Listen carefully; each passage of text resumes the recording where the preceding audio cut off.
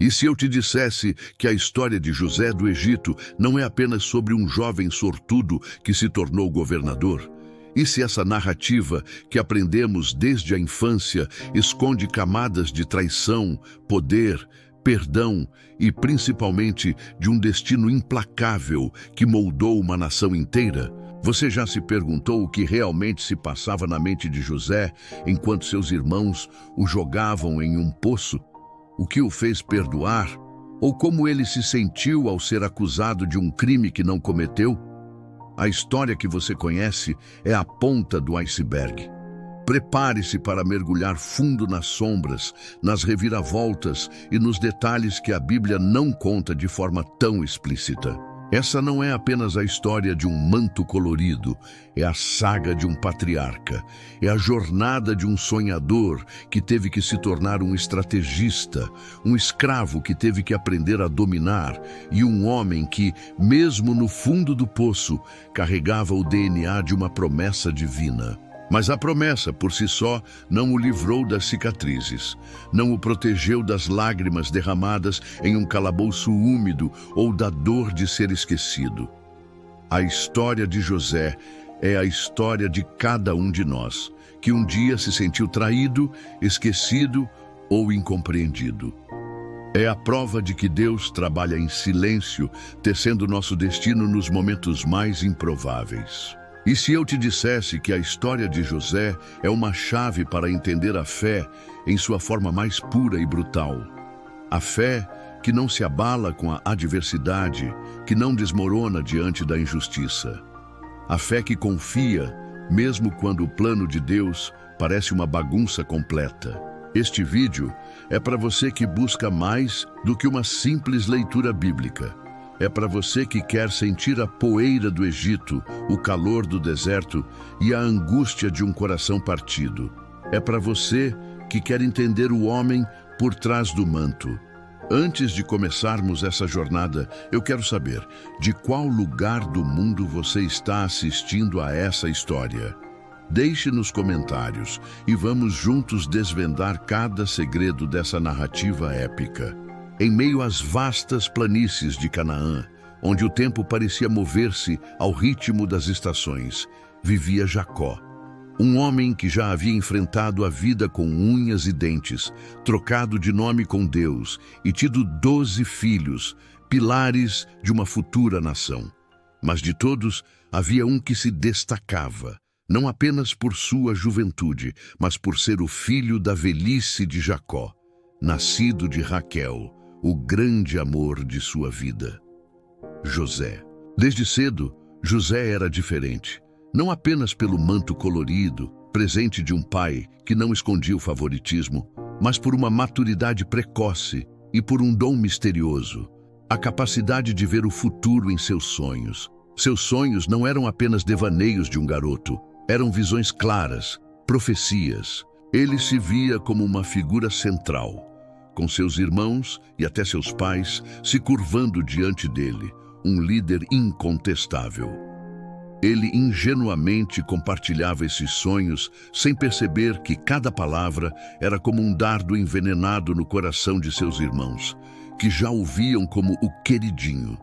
Eles, mais velhos e calejados, sentiam a injustiça de um pai que os via como meros coadjuvantes na história de José. A rivalidade, que já era uma fogueira ardente, transformou-se em ódio. O famoso manto colorido, que para Jacó era um símbolo de amor, para os irmãos de José era um manto de humilhação, uma lembrança constante de que ele era o preferido. E o ódio cego é um monstro que devora a razão. O ponto de ruptura veio quando Jacó enviou José para procurar seus irmãos, que apacentavam o rebanho em Dotã. Sozinho, vestindo seu manto de cores vibrantes, ele caminhava em direção ao seu destino. A cena é dramática. Ao longe, os irmãos o avistam e, em uma onda de fúria, tramam o pior. O plano original era matá-lo. Sim, matá-lo. Aquele que para eles representava o fim de seus privilégios, o futuro patriarca. Rúben, o mais velho, ainda com um lampejo de decência, os convenceu a jogá-lo em uma cisterna vazia. Mas era apenas uma pausa na crueldade. Enquanto José, em um ato de súplica desesperada, implorava por sua vida, eles ignoraram seus apelos. A cisterna se tornou seu túmulo provisório, um lugar escuro e frio, onde ele pôde, pela primeira vez, sentir a profundidade da traição. Foi então que surgiu a oportunidade de um mal maior. Uma caravana de ismaelitas, mercadores de especiarias e escravos, passava por ali. Judas, um dos irmãos, propôs a venda. Um ato de crueldade que se transformava em ganância. 20 moedas de prata, o preço da vida de José. Eles o tiraram do poço e o venderam, não apenas a um grupo de mercadores, mas a um futuro incerto, a escravidão. E para selar a traição, pegaram o manto de José, mancharam-no com sangue de bode e o levaram de volta a Jacó, mentindo sobre a morte de seu filho amado. O que se seguiu foi o luto de um pai, a dor de um homem que via seu futuro desmoronar. José, amarrado e em meio a estranhos, foi levado ao Egito, uma terra de deuses e pirâmides completamente diferente de tudo o que ele conhecia. Ele chegou como mercadoria, uma vida para ser comprada. Mas mesmo na condição de escravo, a luz de Deus em sua vida não se apagou. Ele foi comprado por Potifar, um alto oficial de Faraó, comandante da guarda real. A casa de Potifar se tornou o palco da ascensão de José. A mão de Deus estava sobre ele e tudo o que ele tocava prosperava. Sua integridade e inteligência eram tão evidentes que Potifar rapidamente o colocou como administrador de toda a sua casa, confiando-lhe até mesmo seus bens mais preciosos. José, um jovem de beleza notável, chamou a atenção da esposa de Potifar. A tentação se tornou insistente e diária. Ela tentava seduzi-lo, mas José, em uma demonstração de sua profunda fé e caráter, resistiu. Ele não cederia à traição contra seu senhor e principalmente contra Deus. O clímax dessa tentação veio quando ela o agarrou pelo manto e ele, em uma fuga desesperada, deixou a peça de roupa nas mãos dela. O manto, que já havia sido símbolo de favoritismo e traição, agora se tornava a prova de uma falsa acusação. A esposa de Potifar, ferida em seu orgulho, gritou por ajuda e mentiu, dizendo que José havia tentado agredi-la. Potifar, ao ouvir a história, foi dominado pela fúria. Aquele que havia confiado em José, agora o condenava. José foi jogado em uma prisão, um calabouço úmido e escuro, o lugar onde os sonhos morriam. Novamente, a vida o traía, e novamente, Deus o acompanhava.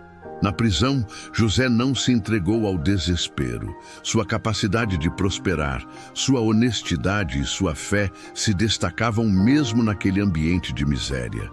O carcereiro, impressionado com sua conduta, o encarregou de todos os presos. E foi lá, no fundo do poço social, que José encontrou um novo propósito. Ele interpretou os sonhos do copeiro-chefe e do padeiro-chefe de Faraó, que haviam sido presos.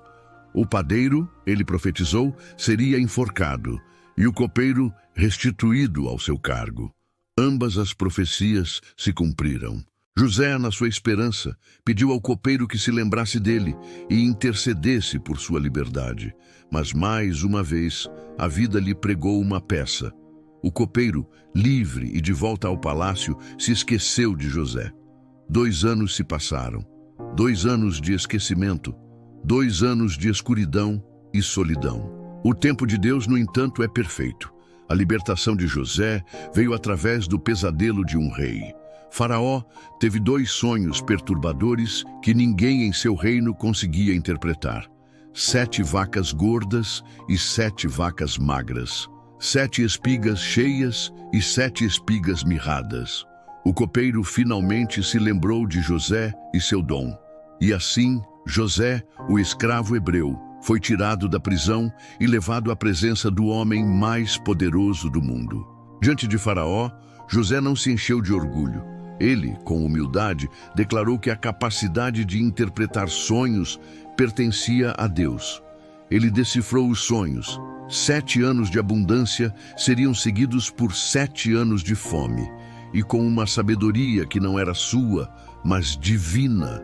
Ele propôs um plano para o Egito, que durante os anos de fartura o Egito armazenasse grãos, preparasse-se para a grande fome que viria. Faraó, maravilhado, reconheceu a mão de Deus em José. E a história deu sua maior reviravolta. O escravo se tornou o governador do Egito. O prisioneiro, o segundo homem mais poderoso do mundo. Faraó deu a José seu anel, suas vestes de linho fino e um colar de ouro. José passou a se chamar Zafenate-Paneia e casou-se com Azenate, filha de um sacerdote egípcio. Deus o havia honrado publicamente. Os 7 anos de fartura vieram, e José, com sua estratégia, encheu os celeiros do Egito.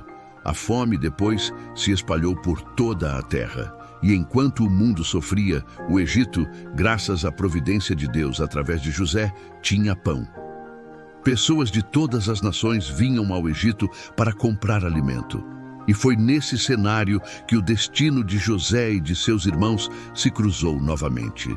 Os irmãos de José, famintos e desesperados, vieram ao Egito. Eles não o reconheceram, agora um poderoso governador com vestes egípcias. Eles se curvaram diante dele, sem saber que estavam cumprindo o sonho que, anos antes, havia custado a vida de seu irmão.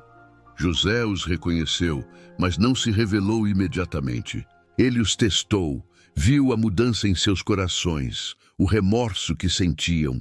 O encontro com Benjamim, seu irmão por parte de mãe, foi o clímax. A emoção de José, contida por tantos anos, veio à tona. Ele ordenou que todos saíssem e, em lágrimas, ele se revelou: Eu sou José, vosso irmão, a quem vendestes para o Egito. A reação dos irmãos foi de terror. Eles temiam a vingança. Mas a resposta de José é uma das maiores lições da Bíblia. Ele não os culpou. Ele não os condenou. Ele lhes disse: Não vos entristeçais, nem vos zangueis, porque me vendestes para cá, porque para a conservação da vida Deus me enviou diante de vós. José entendeu que a traição de seus irmãos não havia sido um erro, mas uma peça fundamental no plano de Deus. Eles haviam planejado o mal, mas Deus o havia transformado em bem. José perdoou seus irmãos, um perdão que transcendia o humano, um perdão que só é possível quando se entende que o plano divino é maior que a dor pessoal. Ele os trouxe para o Egito e toda a sua família, o clã de Jacó, se estabeleceu na terra de Gósen, prosperando sob a proteção de Faraó e a gestão de José. A promessa a Abraão de que sua descendência se tornaria uma grande nação começava a se concretizar. A história de José é um lembrete de que Deus não promete uma vida sem sofrimento, mas garante que Ele estará presente em cada etapa, usando nossas maiores dores para construir nosso maior propósito.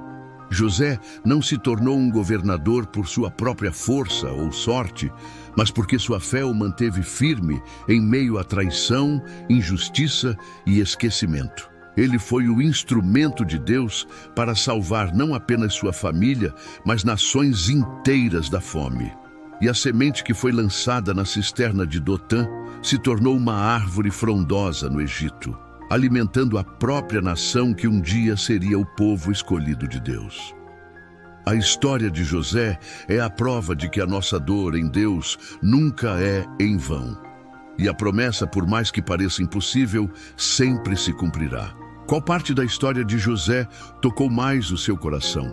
A traição de seus irmãos, a resiliência na prisão ou o perdão que ele concedeu?